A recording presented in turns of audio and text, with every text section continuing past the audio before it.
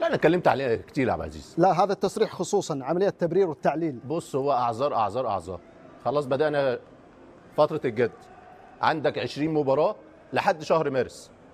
حسن الفريق وبص لنفسك، مش تتكلم عن المنافسين، تتكلم على التحكيم، تتكلم على الارض، تتكلم على اللعب المباشر، تتكلم على اللعب الطويل، تتكلم على الاوتاد، اتكلم بقى على فرقتك.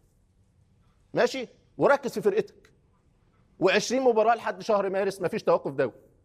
وعندك في يناير تجيب مدافع وتخش بقى وتحاول تحسن ادائك ومركزك. هي كانت الامور نحو جيهي لاعب كريستال بالاس كمدافع. فاعتقد ان هو مطالب انه يجيب صفقه في يناير دفاع.